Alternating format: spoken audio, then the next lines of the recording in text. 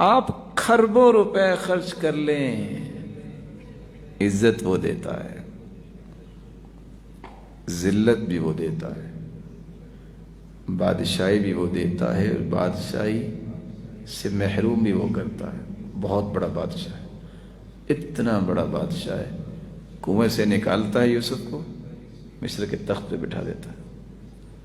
اتنا بڑا بادشاہ حسنی مبارک کو 43 سال مصر کی حکومت کرتے کرتے گزر جاتی ہے، اور پکڑ کے پنجرے میں بند کروا دیتا ہے۔ کوئی پوچھنے والا نہیں ہے، کسی کی طاقت نہیں ہے۔ اتنا بڑا بادشاہ، اس کی بادشاہی پہ یقین کیجئے، کبھی لوگوں سے عزت نہ طلب کیجئے، عزتوں کا مالک ہوا ہے۔ کبھی پریشان ہوئی، جو عزت اللہ نے آپ کو دینی ہے وہ دینی ہے، دنیا کی کوئی طاقت روک نہیں سکتی۔ مت عزت اور مت اس طرح کی چیزوں کے لیے اپنے آپ کو مخلوق کے سامنے ذلیل کرو، بلکہ اللہ کے سامنے جتنے گرو گے اتنا اللہ عزت سے نوازیں گے۔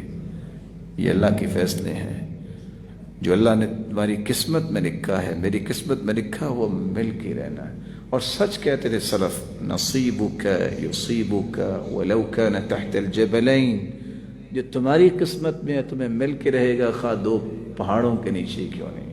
وما لا نصیبک لا یصیبک ولو کان تحت الجدین، اگر تمہاری قسمت میں نہیں ہے، تمہارے ہاتھ میں بھی آ جائے تم کھا ہی نہیں سکتے۔ آپ نے کتنی مرتبہ سنا ہوگا، بس جی وہ لقمہ لیا ہے تو فوت ہو گیا، کیوں؟ قسمت میں نہیں۔ ثقۃ، یقین کر لیجئے اللہ کی قسم ملے گا وہی جو لکھا ہوا ہے۔ سیدنا عمر کہا کرتے تھے 2 آیتیں کسی کی سمجھ میں آ جائے ساری زندگی کی پریشانی ریلیز ہو جاتی۔ 2 آیتیں، قد جعل اللہ لکل شیء قدرا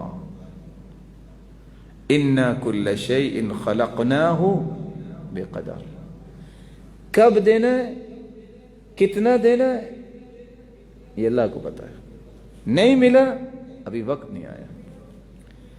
بچہ جو کرالنگ کر رہا ہے، اگر اس کا یہ شوق بن جائے کہ میں میراتھن ریس میں حصہ لوں گا، لے سکتا ہے، اس کا وقت نہیں ہے۔ یہ الگ بات ہے کہ اس کو کل کو بھی اس ریس میں حصہ لینا چاہیے کہ لینا چاہیے، وہ بچہ ریس میں حصہ نہیں لے سکتا، اس کا وقت ہے ابھی باقی۔ ایک بچے کو الف با لکھنی نہیں ہو، پڑھنی نہیں آتی ہو، کہے میں اخباری رپورٹر بن جاؤں، بن سکتا ہے؟ ایسا نہیں ہو سکتا۔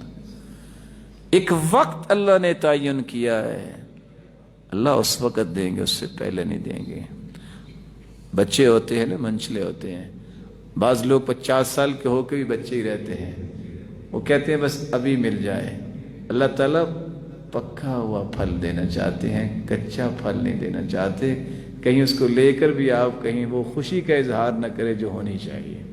لیکن جو اللہ نے فیصلہ کیا ہے، امام غزالی کہتے تھے انسان زندگی کی ساری تمنائیں لکھ دے، اور اس کو اگر پتہ چل جائے کہ میرے رب نے یہ فیصلہ میرے بارے میں کیا ہے، تو چیخے مارتا ہوا اپنا لکھا ہوا پھاڑ دے گا، جو میرے رب نے لکھا ہے مجھے وہ چاہیے جو میں چاہتا ہوں، مجھے وہ نہیں چاہیے، کیونکہ میری سوچ لمیٹڈ ہے، میری تمنائیں لمیٹڈ ہیں۔ میں بھی اور آپ بھی اپنے بارے میں اتنا نہیں جانتے جتنا میرا اور آپ کا رب ہمارے بارے میں جانتے ہیں، کیونکہ اس نے پیدا کیا ہے۔